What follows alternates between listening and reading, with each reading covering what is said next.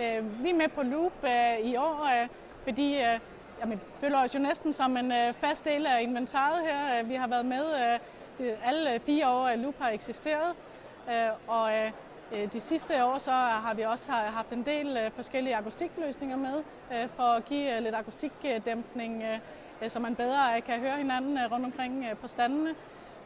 Og så er det bare et rigtig godt sted at møde alle dem, vi kender, og nye, som er interesseret i det, vi laver inden for tekstilaffald.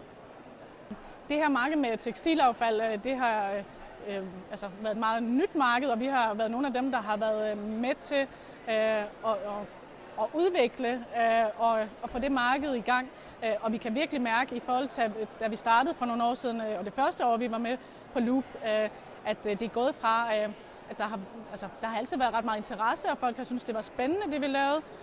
Men det er blevet på et helt andet niveau nu. Vi kan godt mærke, at de ting, der egentlig har været undervejs længe, der begynder at ske noget for alvor.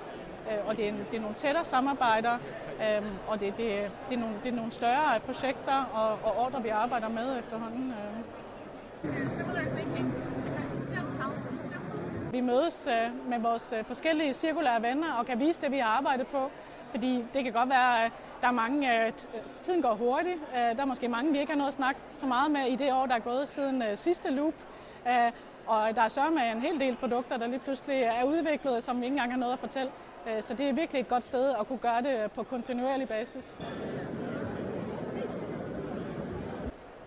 I Hakkelsakling så gør vi jo alt, hvad vi kan for at genanvende tekstilaffald. Det er det, vi er sat i verden til.